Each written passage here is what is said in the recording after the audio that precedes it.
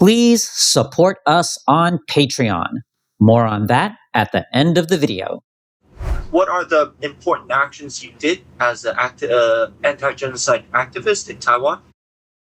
Yes, my name is Andres Chang. That's spelled Andres, last name Chang. Although actually the Chinese is Chen, Dong Chen. I am a pro-Palestine activist. And in March of 2024, right after the 8 October 2023 genocide that Israel began against the genocide and Holocaust that Israel began against Gaza, the following March, while Piers Morgan was asking his guests if they condemn Hamas, I was at Kuting MRT. In an act of civil disobedience, that is intentionally breaking the law for political ends, I crossed past the payment gate of the MRT without paying, and I began saying loudly, "Free Palestine, ceasefire now." There's a video of it on my YouTube channel, Risky Edges. The media covered it, but nobody in Taiwan media talked to me about it. Nobody interviewed me. They just showed a story of this foreigner speaking loudly at Kuting MRT. Funny enough, I think one TV station said that there was a black man doing that. Like, it showed a video of me and they described me as black, which is kind of funny because I'm not black. But anyway, and then the following year, I believe, I did the same thing, but this time it got no attention at all from the media. Nobody. In fact, Keone Everington from Taiwan News, he asked me if I wanted to make a statement, and I told him, I'll give you an interview because the people of Gaza are not a soundbite, and he never got back to me. Yeah, so the Taiwan media isn't talking to me, the American media isn't talking to me, the media in Japan isn't talking to me. Can you spell the name of this journalist again? Oh, I'd be happy to. He works for TaiwanNews.com. Taiwan News, they used to be a newspaper and a website now, and sadly, like a lot of print media, they are just a website. His name is Keone Everington, Keoni. His last name is Evington. Yes, so it's Keoni. Everington, Everington. I think that's how you spell it. Yeah. And actually, also, there was another YouTuber, I will not say their name to protect their privacy. He's a travel vlogger, and he interviewed me about what I did. And then he said to me, "Oh, Andres, I know we did the interview, but I can't put it on my YouTube channel because the algorithm will hurt my channel." Gotcha. Let's get back to Keone Evington a little bit. He told you that he wanted to interview you, and what happened after? No. He said, "Would you like to make a statement?" And then I said, "I will not make a statement because the people of Gaza are not a soundbite. I'll give you an interview." He never interviewed me. Gotcha. And did he report the activism that you did? He reported the first activism.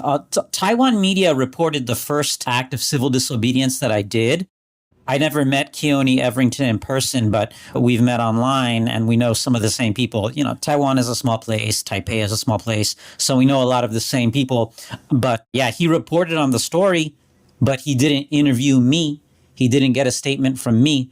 And like I said, a lot of Taiwanese television reported the first time I did it, but the second time, silence, crickets. U.S. media, Taiwan media, Japan media, no one's talking to me. And what's standing out about Keone that caught your attention? Well, it's really a reflection of, he's just one example of the larger trend of the government of Taiwan and the mainstream media and even academia as well. Because I've been to, do you know the Academia Sinica?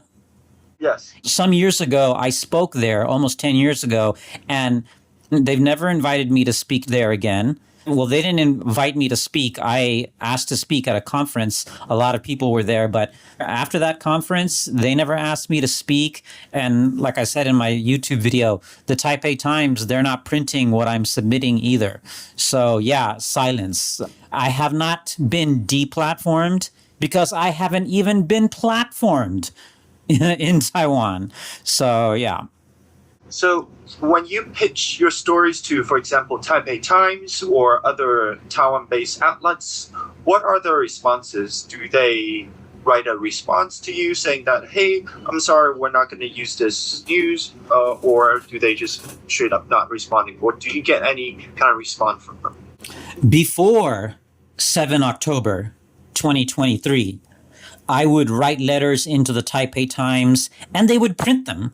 If you Google Andres Chang Taipei Times, you will see some of the material that I wrote into them and that they printed. And it gets a lot of response, usually. Some of my writings that I submit to them are 500 words long. They get a lot of replies on Facebook.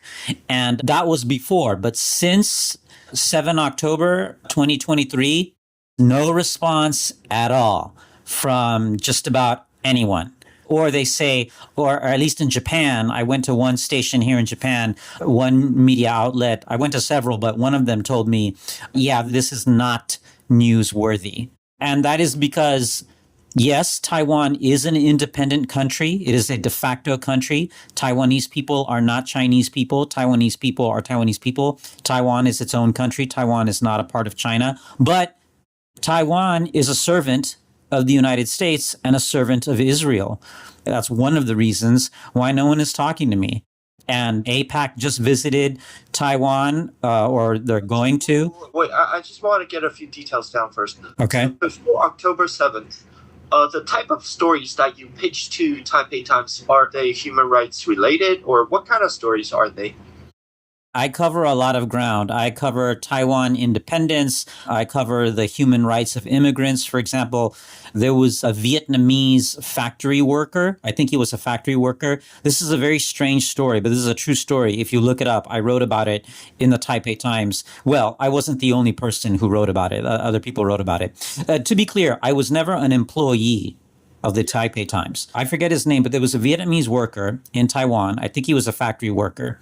He didn't show up for work. The police found him. He was naked. Then the police shot him and killed him. First of all, a lot of the police, if I'm not mistaken, in Taiwan don't even have guns when they're in uniform because Taiwan, Taiwan is a very safe country. And why would they shoot a naked man? Something like that. That's what it sounds like. I don't know. I don't know all the details. I also wrote about how there was a tourist group. This is very strange also. A tourist group went into a hotel. 2 hours later, they left the hotel and the police started looking for them. And the media reported that the law enforcement in Taiwan said, we will find them and send them to jail. Why? There was this automatic assumption that they were in Taiwan to work illegally. Every country has its flaws, and Taiwan is no different. Gotcha. Is it possible that you can send me your portfolio that includes the articles that you wrote for Taipei Times? It would be important if I am to report about you. And yeah, can you send me your portfolio later?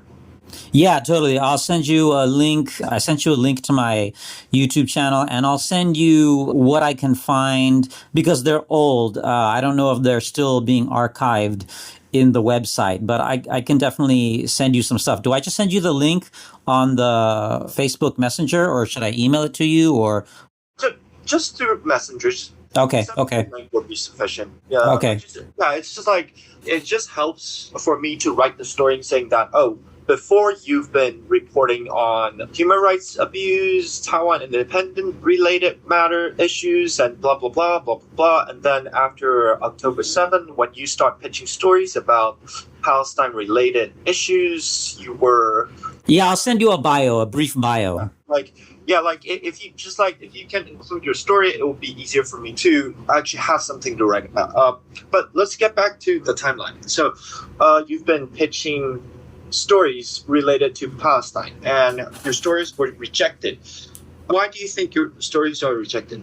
Like I said before, the academia in Taiwan, the universities, the government, and the media, they do not serve the people of Taiwan. They serve the United States and they serve Israel. And look, we've seen this before. Dick Cheney, after he was vice president of the United States, he was in retirement. He visited then President Tsai Ing-wen, and if I'm not mistaken, the contents of that meeting were not made public. Why did the democratically elected president of Taiwan, Tsai Ing-wen, at the time, meet with former vice president of the United States, Dick Cheney, and not make the contents of that meeting public? By appearances, it looks like the Taiwan government, Taiwan media, mainstream media, Taiwan academia, all the universities, they are not servants of the people of Taiwan. They are servants of the United States and of Israel. Are you talking about the 2017 August 7 visit between? Wait, let me see. It appears that there are reports about Taiwan meeting Dick Cheney in 2017 August 7. Is this the meeting that you're talking about? Yeah, I believe so. I think they only had one meeting. I think Dick Cheney only came to Taiwan once. Once. Okay. Yeah. Okay. Besides Dick Cheney's meeting not being thoroughly reported or extensively reported, what are other stuffs that make you believe that the Taiwanese government and the Taiwanese media doesn't work for the Taiwanese people, instead works for the United States and Israel? Well, first of all, you have APAC going to Taiwan. You have Taiwan giving money, or I don't know if they have yet, or they're just still talking about it, but they were talking about giving money to Israel to build a hospital for Israelis in one of the Israeli settlements in the West Bank. These Israeli settlements are illegal under international law. Why is Taiwan doing this in the first place, number one? And number two, why is Taiwan doing this while Israel is committing a genocide? And number three, why is President Lai, William Lai, silent on the genocide? As far as I know, he has never once said Israel is committing genocide in Gaza. Taiwan does not support this genocide. Why hasn't he even said that, the bare minimum? He hasn't said anything, as far as I know, about the current genocide that we're 2 years into. We just passed the 2-year mark, and he hasn't said anything. Why?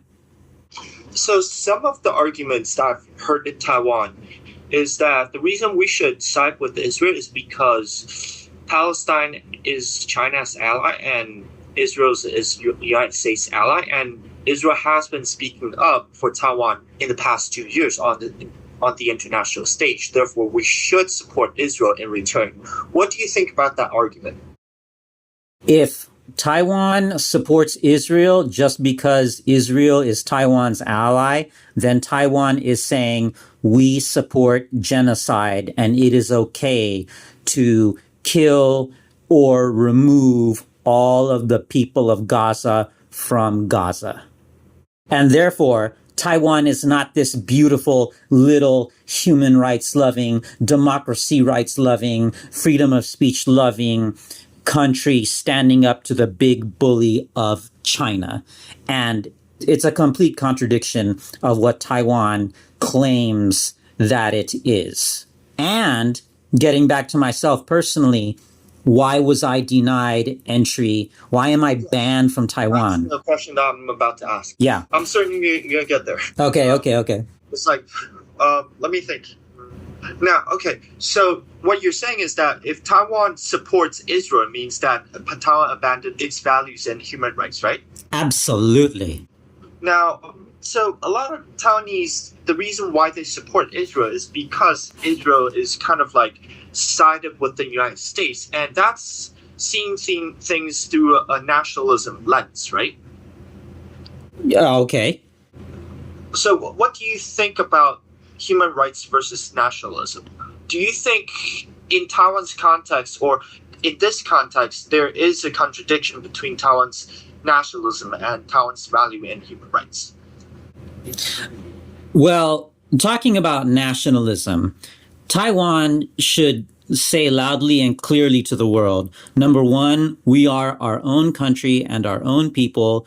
We are neighbors to everyone, and we are servants to no one. We are not the servants of China. We are not the servants of Israel. We are not the servants of the United States. Having said that, every country has its flaws, and there are cases of human rights violations in Taiwan and in racism in Taiwan. For example, I'm a white man. I can go to Taiwan and I can teach English, and in 7 years, I have Taiwan passport. Why is it that the Filipinos working in the factories don't get citizenship? Why is it that the Indonesians who take care of the elderly of Taiwan, why don't they get citizenship? Why is it that in some dormitories, why is it that these Filipino workers in factories, why do they have to live in company dormitories? Why can't they get their own apartment like myself, the white English teachers or the foreign English teachers? Why is it that in these dormitories, they have a curfew? Why does anybody need a curfew in Taiwan? This is Taiwan. It's one of the safest countries in the world. Why should there be a curfew? So nationalism, you know what? Why don't we just avoid nationalism and just say we are our own country, we are our own people, we are neighbors to everyone, servants of no one, and we will do our best to respect and protect and uphold and promote the human rights of everyone who lives in Taiwan, whatever their status is, citizen or not. So you mentioned racial discrimination in Taiwan and the racist undertone behind the racial discrimination in Taiwan. Do you think these kind of racist assumptions or like these kind of racial discriminations plays into the fact that Taiwan supports Israel instead of standing against the genocide?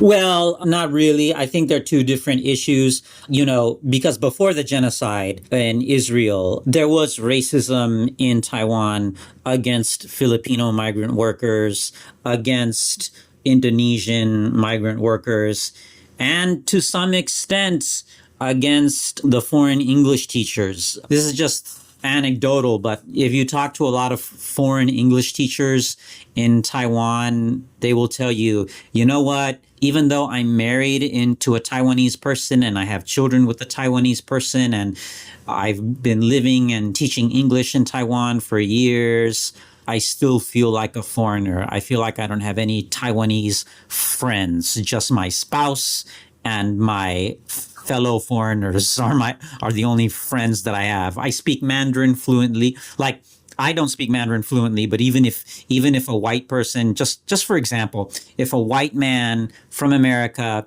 teaches English in Taiwan, Taiwanese wife, Taiwanese children, reads and writes traditional Chinese fluently, speaks it fluently, even he might still feel like, you know what, I just don't have Taiwanese friends, and all my only friends are my wife and my children and my fellow foreigners. Gotcha. So you don't think racism in Taiwan isn't related to the fact that Taiwan tends to support Israel more than Palestine? I don't think so. I think that's really separate. I think that's geopolitics. Every country has racism and every country also has geopolitics. I hope that Taiwan is not going to become racist against or Islamophobic against Islam the way other countries are. Like, have you seen the Lord of the Rings movies? Sure. Yeah, well, there's this Iranian professor, I forget his name, but he put it perfectly. He said, Israel and the West, they think that Israel and the West is the Shire. And they think that Palestine and the entire Muslim world is Mordor. And so I hope Taiwan does not start thinking that way also. Gotcha. Let's talk about your recent denial of entry. When did the incident happen, and how do you found out that you are rejected to entry into Taiwan? This happened about 4 months ago, so I believe that would be August. Actually, wait a minute. Let me look at my passport. I happen to have my passport right here. And dun dun dun dun. Have you been to Japan, by the way, Pei? It's been years, not since after I was 15, and yeah. Oh, okay. Well, anyway, on oh gosh, the date is so the stamp is not very clear. Let's see, not departed. Deep. Okay, hold on. July. It was around July. In July, first of all, I have spent a lot of time in Taiwan. I have come and gone from Taiwan a lot. I'm a US passport holder, which means I can enter Taiwan 90 days visa free. And every time I go to Taiwan, nothing happens. I give them my passport and they don't even ask me any questions. They just let me in. After, they take my picture, take my fingerprints on the scanner, and they let me in. They don't ask me any questions. Well, in July of this year, I was at the airport in Japan. I got my boarding pass. I went through security. I was at the gate waiting for my flight. And then the airline told me, Taiwan immigration says you cannot enter. And I said, why not? And they said, they didn't tell us. So I had to go back to the hotel. I called Taiwan immigration, and a man on the phone told me, for personal reasons, I cannot enter Taiwan for personal reasons. He didn't get any more specific than that. I would like to know, who did I talk to? What is his first name? What is his last name? What does he look like? Whose decision was it to ban me from Taiwan, and why? And I believe it is because I am a pro-Palestine activist. Because shortly after that happened, 2 Japanese tourists were deported from Taiwan because they said they were at a rally where that was a pro-China rally, basically saying Taiwan is part of China. They were deported. Where is their freedom of speech? Look, you live in Taipei, right?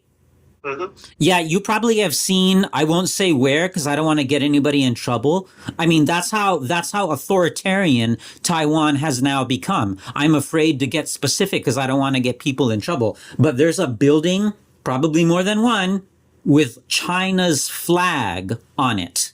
Mm-hmm. Okay? So Taiwanese people have freedom of speech in Taiwan, but tourists do not? Mm-hmm. That's not freedom.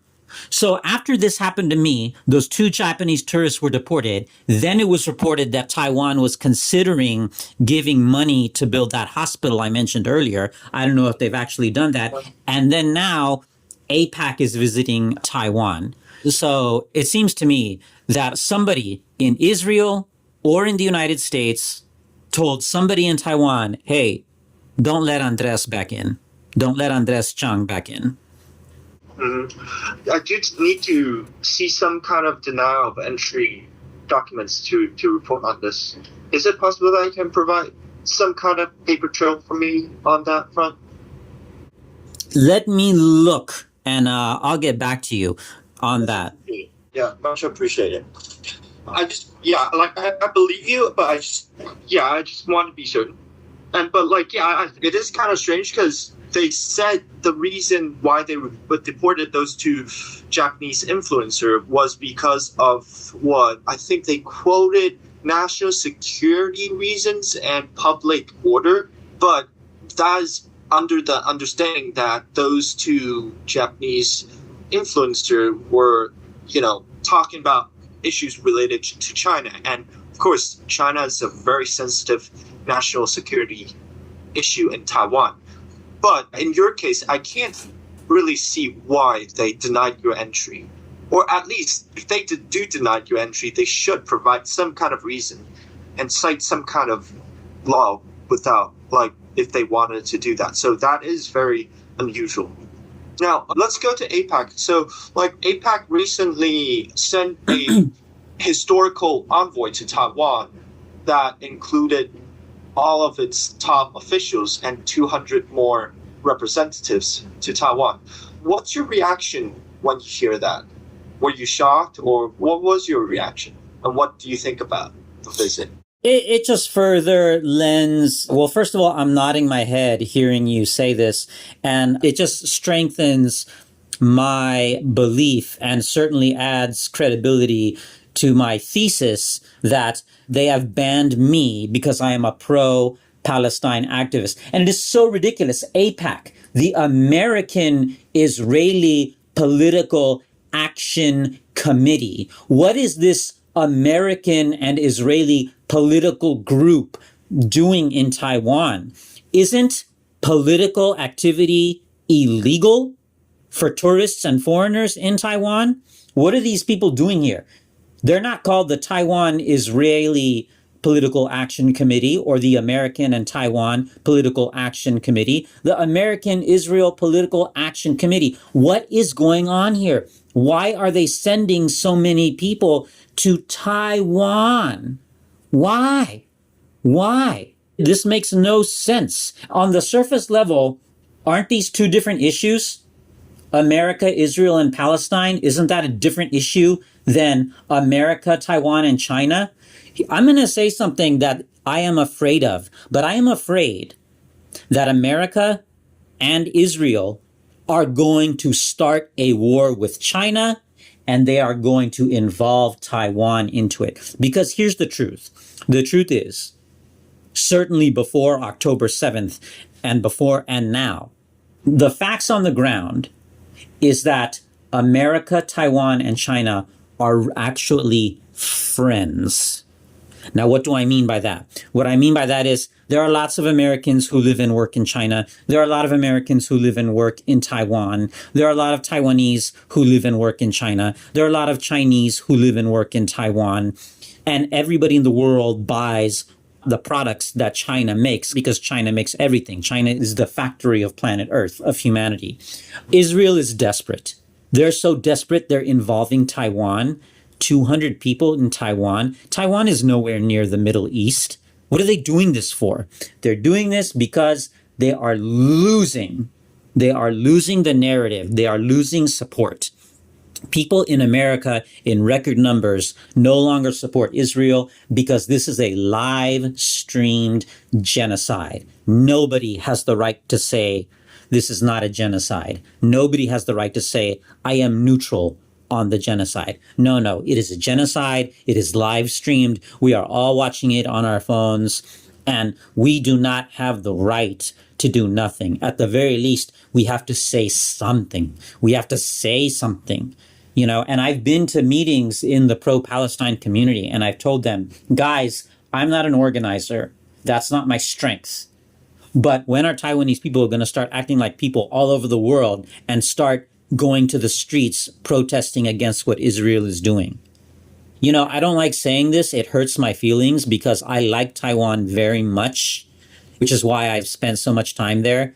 But for them to support Israel, I feel like my girlfriend or my wife or my friend has done something terrible, has revealed it to me. And I'm just like, I can't be your friend anymore if you're going to do this. I can't be your spouse anymore if you're going to do this. I can't be your boyfriend anymore if you're going to do this. And I like Taiwan very much. So at the very least, I have to tell Taiwan, look, I'm telling you this because I like you very much. What you're doing is wrong. You cannot support Israel right now. You should not be accepting all these AIPAC people. And who are they meeting with? These AIPAC people? Come back to the point. I want to come back to a point that you kind of brush over a little bit. Okay, but before you do, let me say, who are these AIPAC people meeting with? Are they meeting with President Lai? And if they are, what are they going to talk about? Is that going to be made public? Just like when Dick Cheney met President Tsai. What did they talk about? Okay, so go ahead. So, yeah, this is actually the point that I want to ask you. So, like earlier you said, you point to the fact that AIPAC is an America-Israel committee, not an America-Taiwan committee or an Israel-Taiwan committee. Now, by common sense, you'd think that American-Israel Action Committee, its interest would be focused in the Middle East. What do you think is AIPAC's interest in Taiwan? They're desperate for allies. They want as many allies as possible. Israel wants to control the Middle East, and America wants to control everywhere else. North America, South America, Africa, Europe, and Asia. I am afraid that America wants a war with China, and they will want Taiwan and Japan and South Korea to help them in that war with China, because it looks like eventually China will be the largest economy in the world and America will be number two. And America will not, hold on. America does not want that to happen. Sorry, that's the American interest in Taiwan, right? Like, we kind of know that, like, there are traces for that, for the American interest in Taiwan and America wanting to take a more militaristic stance in this area. We've seen that before, but what do you think is Israel's interest in this part of the world? Because AIPAC is not just American organization, it's also Israeli organization as well, or at least it represents the Israeli interest. What do you think is Israel's interest in Taiwan? And also, you mentioned that Israel is desperate for diplomacy around the world. And so in September, Israel has already sent a Knesset delegate to Taiwan.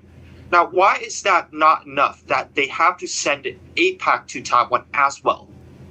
I don't know for sure. It looks to me like an act of desperation. The ordinary people all over the world, they know that Israel is committing genocide and Holocaust in Gaza. So they are not supporting Israel anymore. So Israel is just desperate for allies. Maybe they fear of just losing one more. And maybe they fear that, you know what, Taiwan is maybe one of our last friends. So we've got to do something. We've got to at least maintain Taiwan. Or it could be that the United States is using Israel to further its proverbial grip on Taiwan. I mean, can you imagine what would happen if Taiwan told Israel and America, hey, we're not going to buy weapons from either of you anymore. All these factories we have where we make semiconductors and microchips, well, we're going to turn one of them into an indigenous weapons factory and we're going to make our own weapons. I mean, do you think America and Israel would let Taiwan get away with that? America has a history of betraying its allies and then overthrowing them. Just one example, Saddam Hussein was an American ally, and then we destroyed his country.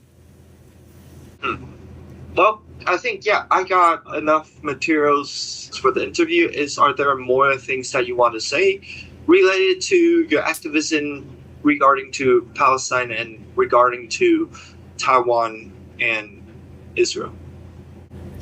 The pro-Palestine community in Taiwan needs to up their game. They need to level up. They need sustained civil disobedience on a large scale. Shut down Kuching MRT. Shut it down. Break the law. Shut down the intersection of Heping and Roosevelt Road. Shut it down. Break the law. Get arrested. Get a ticket. Shut down Taipei Main Station. Shut down Taoyuan Airport. Demand that your government will not support genocide in your name. All right. Yeah, thank you for taking the interview. I enjoyed our conversation a lot. But a disclosure, I'll think about what you said, and I might or might not include it into my report. Not saying that I'm not, but I'm just saying that if you didn't see your name in the report, please do not be discouraged. It doesn't mean that I do not value our conversation. It's just that maybe it so happened it didn't fit into the structure of the report. Yeah, thank you, and I hope we will remain in contact in the future. Are there other things that you want to say? No, that's it. Thanks so much. Independent journalism is very important, especially in these times. Keep your independence. Keep it. Hopefully. Don't sell out. Yeah, I'll try my best. Yeah, I know it's hard. We all got to pay the bills, but independent journalism is very important. And thank you so much. Yeah, thanks so much for talking to me.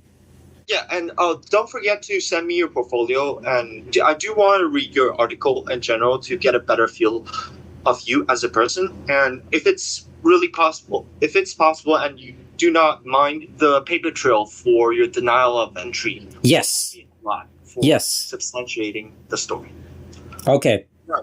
Talk to you next time. Have a good one. Hey, you too, man. All right. All right, bye. If you want independent news and commentary and more, this is the place. This is Risky Edges. My name is Andres Chang. We have no corporate sponsorship. We have no corporate money. It's just me, my tech guys. So please support us. Help us blow this up by smashing that like button, commenting, sharing, subscribing, turn on bell notifications. Thank you very much. Please support independent media. Thank you. Please support us on Patreon. We put nothing behind a paywall. So if you support us on Patreon, you are also helping those who can't support us on Patreon. Link in the description. Thank you.